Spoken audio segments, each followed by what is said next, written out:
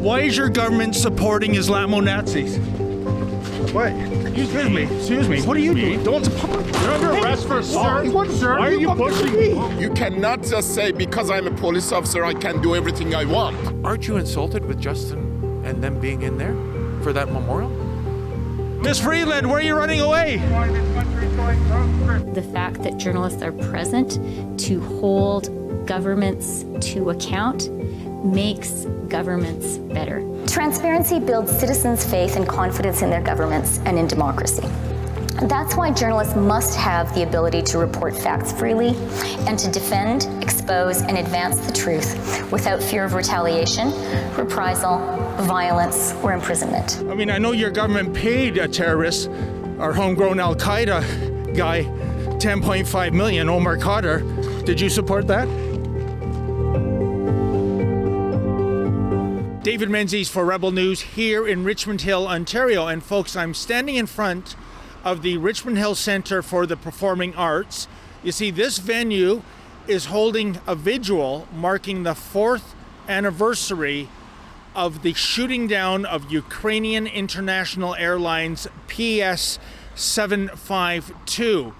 Now, you may recall back in January 2020, this flight was shot down over Iran. Some 176 innocent passengers were killed. That includes 55 Canadian citizens, as well as 30 permanent residents, mostly of Persian descent.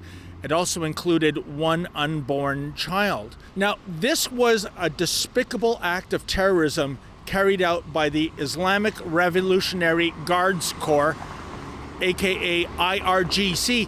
And folks, 4 years later, unlike our neighbors to the south, the United States of America, Canada still does not recognize the IRGC as a terrorist group. And that is exactly why I came here today to take in this vigil. We know from previous vigils there'll be politicians of every stripe and every level. And I just wanted to find out if the MP for Richmond Hill, that would be Majid Johari, would dare have the audacity to show his face, because he, unlike most of the Persian residents I meet here in Richmond Hill, is a supporter of the regime. It's absolutely egregious, but get a load of this. We knew there were some bigger fish than Johari showing up from the federal government, given the amount of security and people walking around with earpieces in their ears. And lo and behold, as we were waiting for Blackface himself, we happened to spot Deputy Prime Minister Chrystia Freeland, and just will you see what happened. Ms. Freeland, how come the IRGC is not a terrorist group? Why is your government supporting Islamo-Nazis? What? Excuse me. What are you doing? Don't. You're under arrest for assault. What, sir? Why are you pushing me? You're under arrest for assault. Who are you? You're under arrest for assault. I don't even know. What are you talking about? Police, you're under arrest for assault. How am I under arrest? You bumped into me. You pushed into me. You bumped. I was just scrubbing. I got my credentials here, and you just bumped into me. So excuse Police, you're under arrest. me. What is your name and your badge number? Come over What here is for your a name and second. your badge number? Sir, you've been told you're under arrest. Why am I under arrest? Come on over here. We've got a couple of officers. He blocked my way. Why? Sir. I was just scrumming Chrystia Freeland. I'm a police officer. You're under arrest. What is your name and your badge number? Assaulting a police officer. How is that possible? Officer, I was merely scrumming Minister Freeland. That was very aggressive what I saw over there. There was lots of pushing and shoving that was happening. Oh, And you with were the running- minister? I didn't touch her. You were running in with your microphone. That was very aggressive. You shouldn't be acting like that. What? That's how it works. We Well, no, scrum that's- politicians no, all the that's time. not how it works. That was very aggressive what was happening over there. You mean I was asking questions aggressively?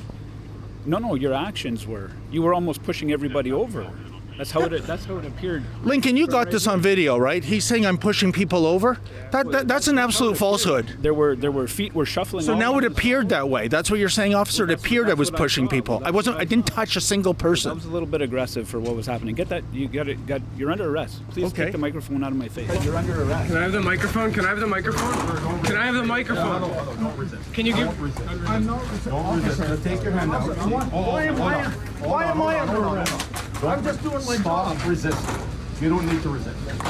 Sir, you don't have to say anything. You know the drill. I have nothing to hide, officer. Welcome to Blackfaces Canada. This is what they do to journalists. I was merely scrumming Minister Freeland, and a RCMP officer blocked me, and evidently this is now a trumped-up charge of assault, folks. I didn't come here to cause any trouble. I came here to do my job, and now I'm handcuffed. This is your Canada now, folks. You know, this is the Gestapo taking Blackface's orders. Outrageous. And meanwhile, the Islamic Revolutionary Guard Corps is not a terrorist organization. Is not a terrorist organization. And these liberals have the audacity to show up at a vigil for a plane in which almost 200 people were killed, 57 Canadians, one unborn child, by the way. And look at this. They don't want, it is against the law in Blackfaces Canada to ask insensitive questions, impolite questions.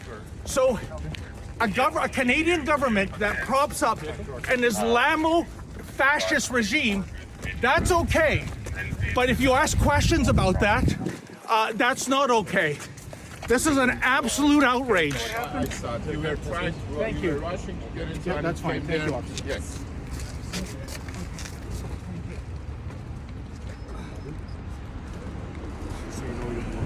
This is uncalled for a reporter doing like that. That is outrageous. That is what's known as a stitch-up, folks. He says that's an assault. You know what? I think it is an assault. I'm getting assaulted. Someone dropped her off behind me. So she was walking up this way. I was still looking at you.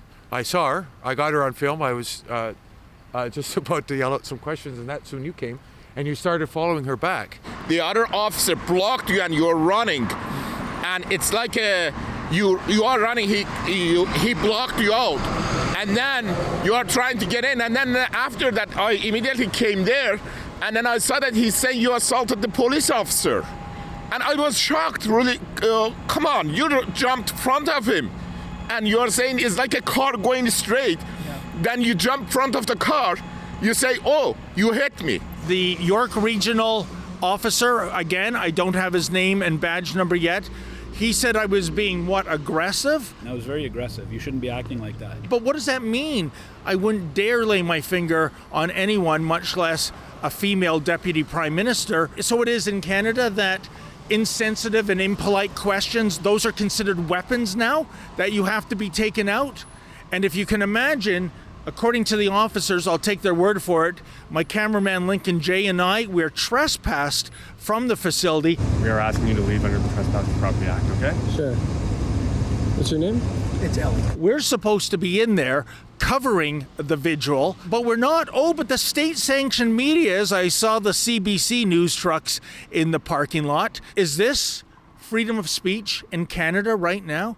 That just scrumming a federal cabinet minister is what, illegal, and one must be roughed up, put in handcuffs, and shoved into a York Regional Police cruiser. Now I can tell you the only reason I'm out of that cruiser right now and not in the slammer is that the RCMP officer has declined to press charges. Wow, it's the Christmas miracle, isn't it? I'm gonna wait here until members of the Persian community come out. I'd like to hear what they have to say, that the IRGC, the assassins of those 176 people and one unborn child on that airplane 4 years ago, are still not recognized as a terrorist group. How does that make them feel? Well, stay tuned. Let's see what they have to say. I think all of the families and all of Iranian people wanted from Canada government to list IRGC as terrorist groups. Actually, today, Melanie Joly and Prime Minister Trudeau told they will put them in the list. Oh, this is news then. Yeah. And when are they going to do it? Because it's been 4 years since that airline was shot down. Yeah, we are agree with you. We need to see more acts from the Canada government about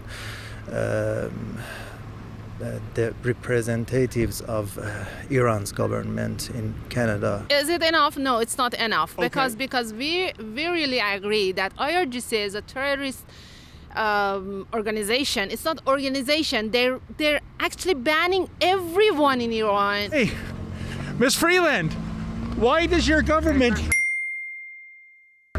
No, Miss Freeland, where are you running away?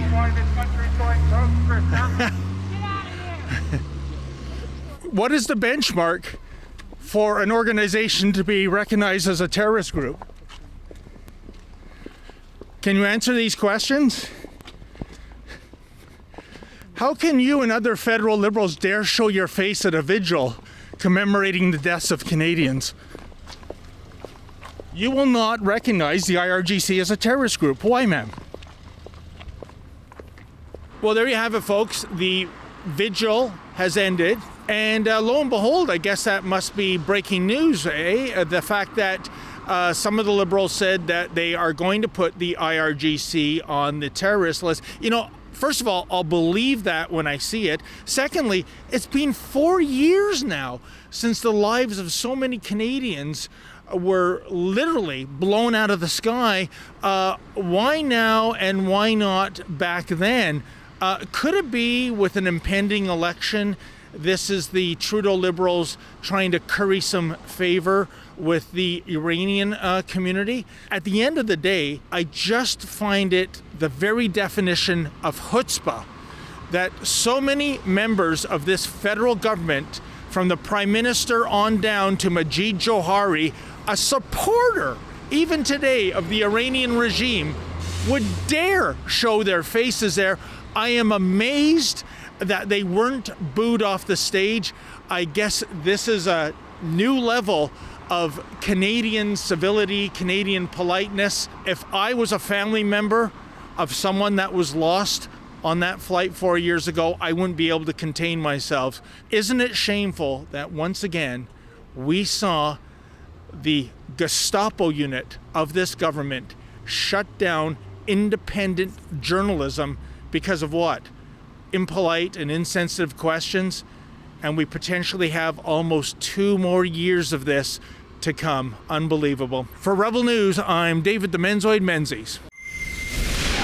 Well, folks, you saw what happened to us. We were just asking questions to Minister Freeland, and evidently that, that gets you arrested. That gets a journalist thrown into a police cruiser. We're going to fight this, but we need your help. Please go to standwithdavid.com. That's standwithdavid.com, and if you can make a contribution to our legal fund, we would greatly appreciate that.